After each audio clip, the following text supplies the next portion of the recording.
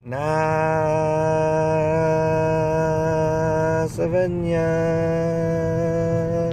but in a banana. You're such a dork. I was like, what? Benya, nasa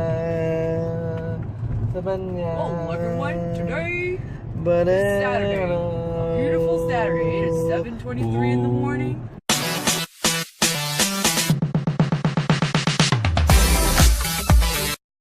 Family got a new dog.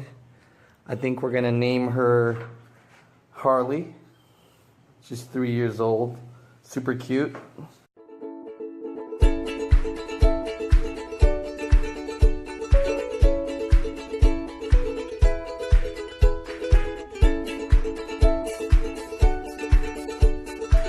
You can see I have a creeper that's kind of looking.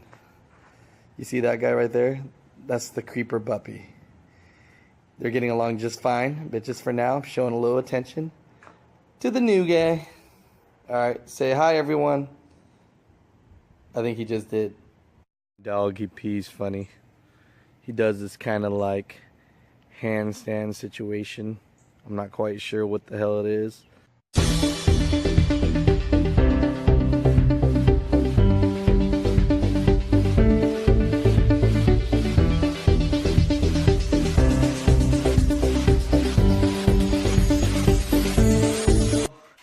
You guys have seen Buppy. You guys don't see much of Coda. But Coda's the white Pomeranian. Buppy is the black Pomeranian. He's actually a German Spitz. Since I'm doing more of a vlog style for today, I just want to welcome you guys to the family. They just want to say hi. Of course, you guys know Jenna. And then today you got to meet the new dog, Harley. So, these are the two other guys. So, tell them hi, guys. Hello? Hi. Tell him hi. Coda. Coda. Coda. Huh? Huh? Tell him hi. Tell him hi. Hi. That was his hi. What up, everybody? Look, I gave Jenna a new haircut. I cut it myself. And I saw all these girls wearing these neck things, so I requested her to wear it because I think something about a chain. I gotta wear one too. But then we tried to buy one for me and none of them fit. So you're saying it's something about holding me back? I did not say that. Something about keeping me in control? Nope, I did not say that. That's what you mean by a leash. That's what like I didn't say leash. Are for. I said the thing around your neck is like a choker thing. It looks nice. Oh. Yeah. Yep, so I'm getting to go back on the road soon. Actually, my dispatcher emailed me the other day because that's just the kind of relationship we have, and he told me I have a load going to New York, but it's coming back to Florida. Now, I usually don't mind taking that, but the fact is I've done New York, I've done Manhattan, I do those big moves in those congested cities all the time, and I'm telling you right now, for me, I've learned that it's not worth it because what I do is I do high-end moving and we're physically moving the furniture, right? So this is just in my business per se, but you can't even get into New York in a semi-truck in general. And then when you do get there, basically what's going to happen is you're going to find out that you're going to be screwed really quickly. So what I learned to do is I just don't even go. I drive and I park at like another moving company in like New Jersey City or something like that. And then I'll rent a small U-Haul truck, a 16 box truck or something like that, 16 feet box truck. And then I'll drive it over the George Washington Bridge, if you know what I mean. Here's the problem with moving a big move in New York. For one, you still have to shuttle it, which is grab the U-Haul truck, pay freaking like over $100 for the toll at the W Bridge, right? George W. Bridge. You have to reserve a parking in advance for the apartment complex that you're going to be moving someone at, because damn well no one could afford a house out there. And if they can, that's even going to be a shittier move because that's going to even be more stuff to deal with. All right, nothing against New York, but if you have a lot of nice furniture, guess what? You're going to, even if you have 2,000 pounds, right? In the moving industry, we talk about weight. So just say 2,000 pounds is like a small 1-bedroom apartment or something like that. Guess what? When you're bringing that stuff down, you actually need one person to watch the truck, because I'm telling you from experience, I left my truck unsupervised and all that shit was gone. It was like the worst day of my freaking life. So all I have to say is, if you're going to move someone, you're going to pay one guy to watch the truck, a few guys to run up the stairs, and then there's a curfew because the apartment, they don't want you there too long. So New York just doesn't pay me enough money to go there, and I have to get top movers and the stress behind it. So at the end of the day, nothing wrong with it, but I found myself not making a lot of money, and so I denied the load. Now, the second reason why I denied the load is I don't want to go back into Florida, because Florida's an in-state. Once you go in, you can't go out. Most of the time for moving, I have to deadhead to Georgia. So deadheading, for the ones that don't know, is basically driving your truck empty. I don't like doing that. Now, as a mover, I don't get paid just by driving, because a lot of people get paid by mileage.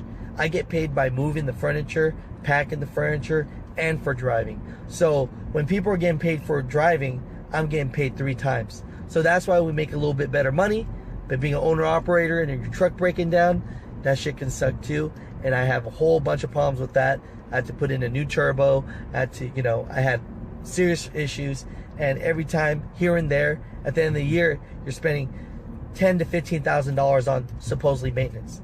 So for today, I'm gonna go back to my truck, check on it, start it like I usually do. But today I'm gonna do something different. I'm gonna pop in the trailer, show you guys what kind of looks like. It's still a little messy, so I apologize there, but I'm gonna show you what it looks like and show you some of the moving tools that I use. So today is kind of like my first day back. I know some of you guys been wanting to see what I do. So I'm here, I'm giving tips and tricks that you can flip, but I'm also telling you that I'm gonna do like a vlog style while I'm on the road. So it's just be easier, so you guys can kind of see the world. And for the people that are excited about seeing trucking and seeing what that's like, because some people, they work the 9-to-5 job, and it'd be nice just to be able to get away from that and kind of see the country. So follow me on my journey. I'll see you back in a few. Just want to show you guys a quick example right here. Basically, when you have a normal box truck, a straight truck, or what have you, you're just gonna have a truck, trailer, right? Normal. This is my truck right here. See, on the bottom, we have something called belly boxes. The reason why I have belly boxes is because we have to put our ramps, and we put our ramps up against these doors, and then that's how we move the furniture up into the trailer. So I don't have any like cool looking tools that can like some kind of backdrop that can put my furniture on my trailer for me.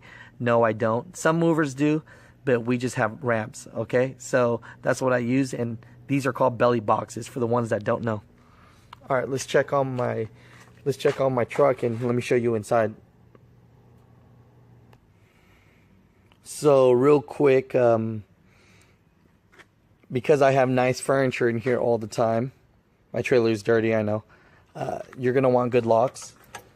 I mean, it doesn't have to be master locks, but what it does have to be is it does have to be a steel lock, because those are more strong and secure. These other locks, man, you can break them easy.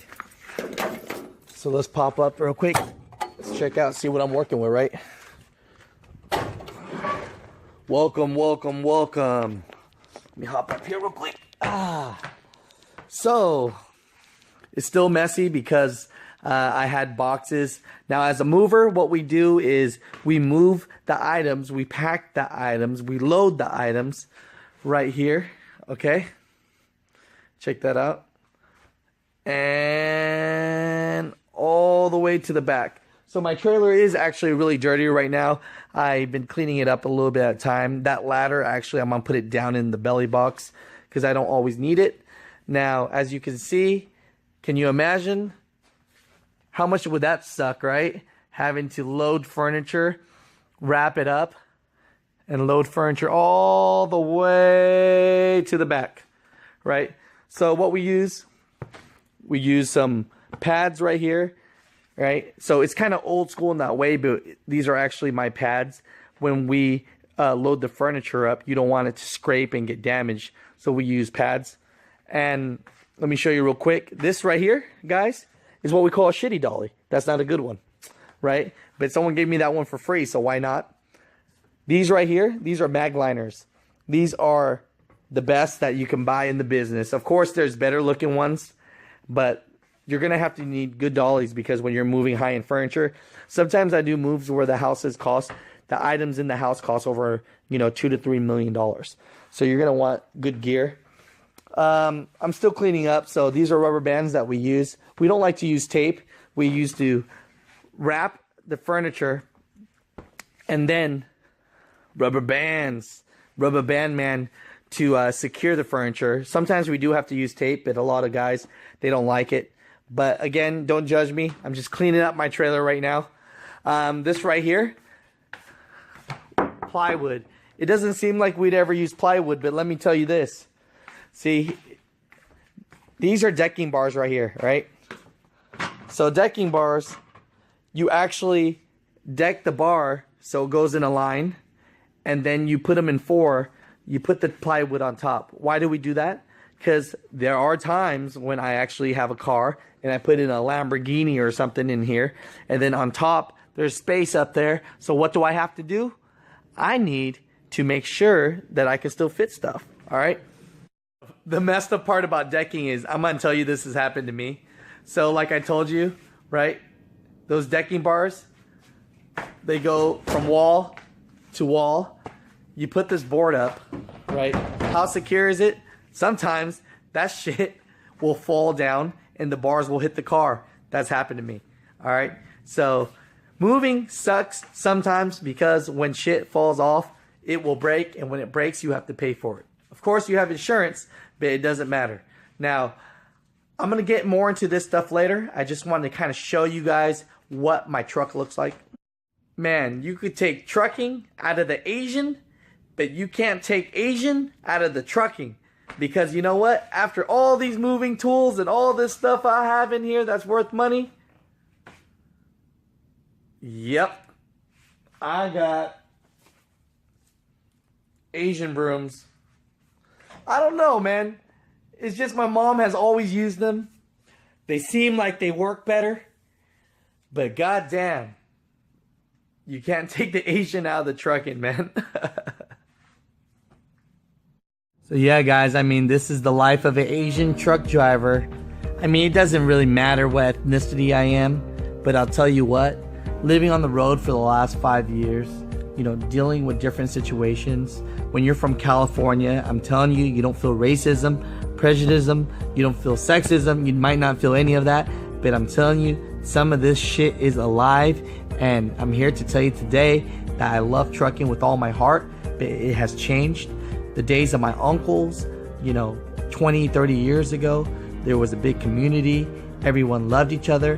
Back at the truck stops in the back, all the movers would get together. They would barbecue, have a good time. Nowadays, if I stop and I ask somebody if they need some help, they give me the freaking middle finger and they tell me, get back in your truck or get the hell away from me, because they think I'm going to rob them or some kind of situation, And I know all this new generation, we're wearing our hats backwards. Sometimes they don't feel professionalism. But I'm telling you right now, I care about my job. I care about my business. I care about what I do. But this ain't no easy life. I'm telling you that right now. You could do it. You could love it. But there's days where you just hate it. And that's every situation. Now, this is just my life. I just want to show you guys my journey and what I go through. But in reality, Asian parents, being from Asia, coming over here, I got my degree, honestly.